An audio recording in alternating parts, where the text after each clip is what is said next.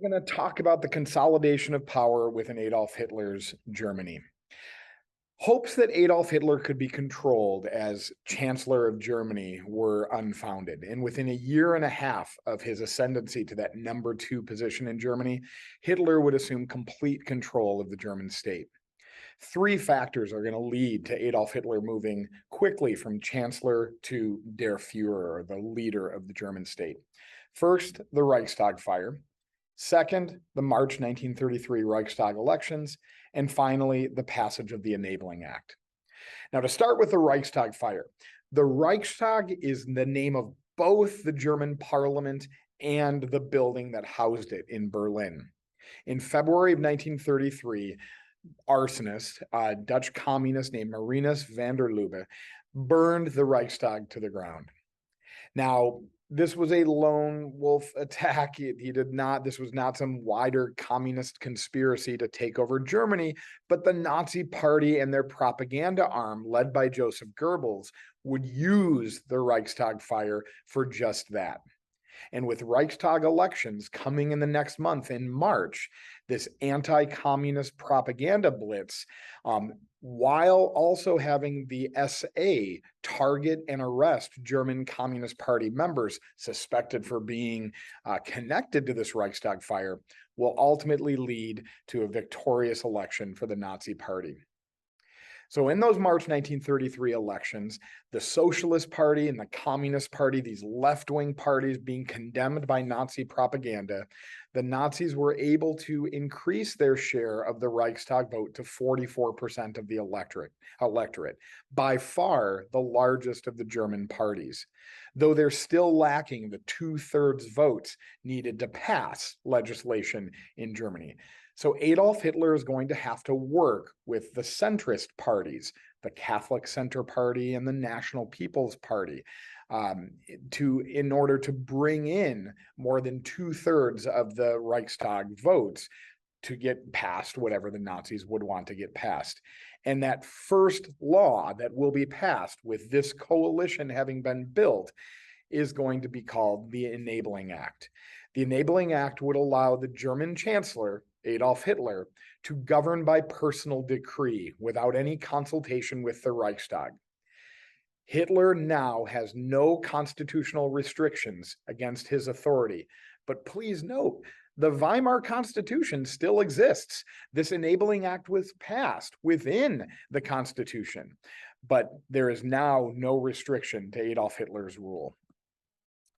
This will then lead in 1934 to what we call Gleichschaltung, the Nazification of Germany. Under this organization and coordination within Nazi Germany, other political parties beyond the National Socialist parties will be outlawed. All parliaments within the German states, like Bavaria, will be under Nazi control. The legal system will be under complete control of the party.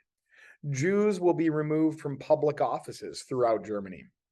And the Nazi Party will move to control all aspects of German life, from labor to leisure. While the state was being Nazified, Adolf Hitler needed to be sure that the Nazi Party itself was unified under him. This is going to come in June of 1934 with what is known as the Night of the Long Knives. This was the Nazi Party purge of any challengers and opposition to Adolf Hitler's rule from within the state. And it centered on Ernst Röhm, the leader of the SA, the brown shirts, the bodyguards, essentially, of the early Nazi Party. Ernst Röhm himself would be arrested and executed as Hitler claimed that he was orchestrating a putsch or an uprising against Adolf Hitler's rule. Thousands of other Nazi Party members were purged as well.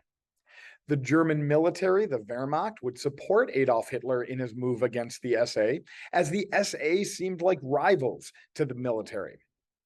And the SS, or the Schutzstaffeln, or protective squads of the Nazi Party, would replace the SA in importance in Hitler's Germany. This SS began as Hitler's personal bodyguards back in the 1920s.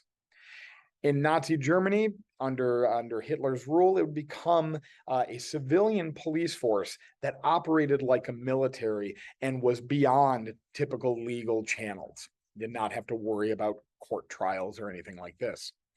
Led by Heinrich Himmler and answerable only to Adolf Hitler himself, the SS was the group that organized and ran the concentration camps in Germany. Dachau in southern Germany was the first of its kind, established in 1933 and originally housing political opponents and those arrested during the Night of the Long Knives. SS organization featured many facets. The Death's Head Division was established to manage and guard the camps, and obviously that is going to grow as the Nazi Germany grows. The Gestapo was meant to remove the enemies of the German state. This became the German secret police, akin to the Soviet NKVD. The Waffen-SS were the special military units of the SS, and we're going to hear about them as the Second World War begins. For the German military itself, Adolf Hitler had to have the army under his control. He required officers to take an oath of allegiance to offer unconditional loyalty to Adolf Hitler. So this was not loyalty to the government. This was not loyalty to the head of state. It was loyalty to Adolf Hitler himself. In 1938, following some scandals that brought down the highest ranking leadership of the military, Adolf Hitler assumed himself the title of commander-in-chief of the German army. And now, by 1938, right on the eve of World War II, Adolf Hitler has control of the German government, the legal system, the police state in Germany, and the military. We'll see you next time.